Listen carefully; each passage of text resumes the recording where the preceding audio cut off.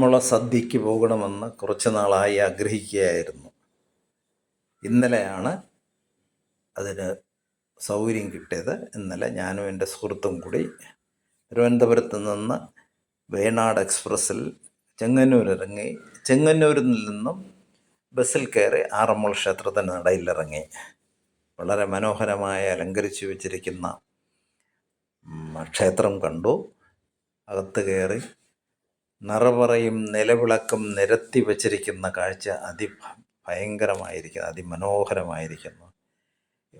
എത്ര വെള്ളമുണ്ടോ, അതായത് ചുണ്ടൻ വെള്ളമുണ്ടോ, എത്ര ചുണ്ടൻ വെള്ളമാണ് ഈ പൂജയിൽ പങ്കെടുക്കുന്നത്, അത്രയും പറയും നിലവിളക്കും നിരത്തി വച്ചിട്ടുണ്ട്. ഈ വള്ള സദ്യ ബുക്ക് ചെയ്യുന്ന ആൾക്കാർക്ക് പറയിടാനും പ്രാർത്ഥിക്കാനും ഒക്കെ സൗകര്യം ഇവിടെ ഉണ്ട്. കാലത്ത് 7 മണിക്ക് പറയിട്ട് പ്രാർത്ഥിച്ചതിന് ശേഷം അകത്ത് കയറി വീണ്ടും വലം വച്ച് പ്രാർത്ഥിച്ചതിന് ശേഷം അതുവഴി തെക്കേ വശത്തുള്ള കടവിലേക്ക് പോകും.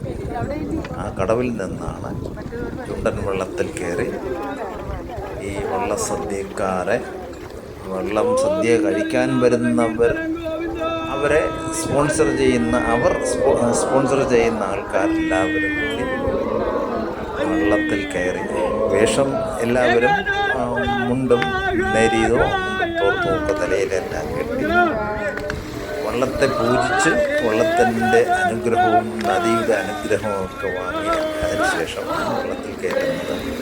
എല്ലാവർക്കും ഓരോ തുഴ തരും. ഈ തുഴ കൊണ്ട് സാധാരണ ചുണ്ടൻ വെള്ളം തുഴയുന്നത് പോലെ തുഴഞ്ഞ് അമ്പലത്തിൻ്റെ ബാക്ക് സൈഡിൽ നടയിലെത്തും. ആറ്റിൻ്റെ തീരമാണ് ആ സ്ഥലം. പമ്പാ നദി നല്ല ശക്തിയിൽ കുത്തനെ ഒഴുകി നല്ല ഒഴുക്കോടെ ഒഴുകിപ്പോയി അതിനെതിരെയായിട്ടാണ് ഈ വെള്ളം നീങ്ങുന്നത്. എൻ്റെ അനുഭവത്തിൽ ആദ്യമായിട്ടാണ് ഇങ്ങനെ ഒരു വള്ളത്തിൽ കയറുന്നതും തുഴയുന്നതും.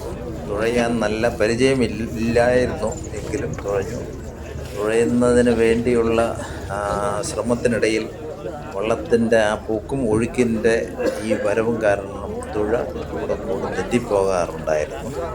എങ്കിലും വളരെ സൂക്ഷിച്ച്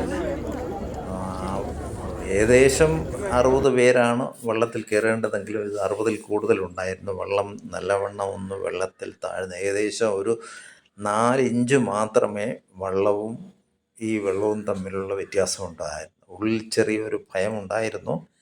എങ്കിലും ഭഗവാന്റെ കൃപാകടാക്ഷം കൊണ്ട് സുഖമായി അവിടെ എത്തി. പോകുന്ന വഴിയിൽ വഞ്ചിപ്പാട്ടും പാടി വളരെ രസകരമായിട്ടായിരുന്നു യാത്ര. ഏകദേശം 15 മിനിറ്റ് എടുത്തു അക്കരെ എത്തി. അവിടെ എത്തുമ്പോൾ നമ്മളെ സ്വീകരിക്കാനായിട്ട് ഓലക്കുടയും മുത്തുക്കുടയും ഒക്കെ ചൂടി വന്ന് ഞങ്ങളെ സ്വീകരിച്ചു കൊണ്ടുപോയി നടയിൽ നിന്ന് പ്രാർത്ഥിച്ച ശേഷം അമ്പലത്തിനെ വലം വയ്ക്കും. അമ്പലത്തിനെ വലം വെച്ച ശേഷം സദ്യ ഉണ്ണാനായിട്ട് കയറും. സദ്യ ഉണ്ണുന്നതിനൊരു പ്രത്യേകതയുണ്ട്. എല്ലാവരും സദ്യ വള്ളക്കാരെ ക്ഷണിച്ചു കൊണ്ടുവന്ന് അവർക്ക് ആഹാരം കൊടുത്ത് വിളമ്പിയതിന് ശേഷം ഇതിന് ശേഷം മാത്രമേ ഞങ്ങൾക്ക് ഇത് ആഹാരം കഴിക്കാവൂ. അതുവരെ വിളമ്പി വെച്ചിരിക്കുന്ന ആഹാരത്തിനെ തൊടാൻ പാടില്ല എന്നാണ് ശാസ്ത്രം. അങ്ങനെ എല്ലാവരും ഇവിടെ ആ സമയം വരെ നോക്കി നിന്നു.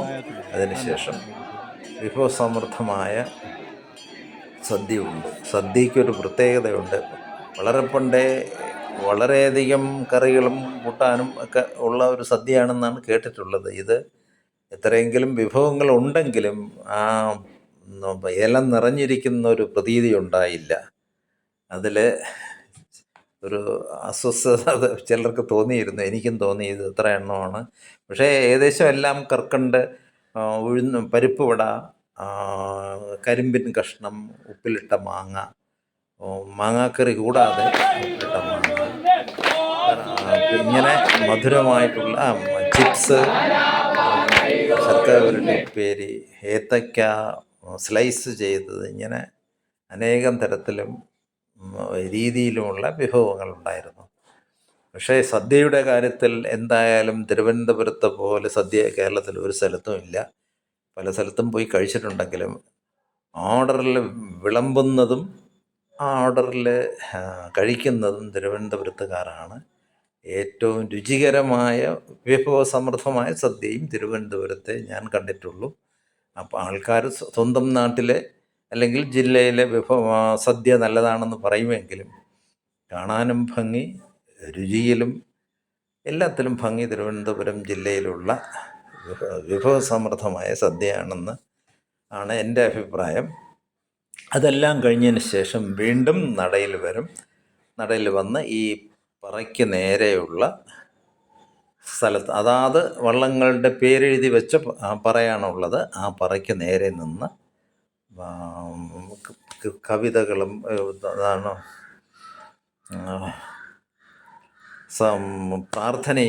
പ്രാർത്ഥനയോടൊപ്പം വഞ്ചിപ്പാട്ടും എല്ലാം പാടി കൃഷ്ണനെ വണങ്ങി യാത്രയും ചോദിച്ച് ഈ വള്ളക്കാരെ കൊണ്ട് തിരിച്ച് ആ കടവിൽ കൊണ്ട് വള്ളത്തിൽ കയറ്റി വിടുന്നത് വരെയാണ് ഈ ചടങ്ങുള്ളത്. വളരെ രസകരമായ ഒരു ചടങ്ങാണ്. ഏറെ ആസ്വദിച്ചു.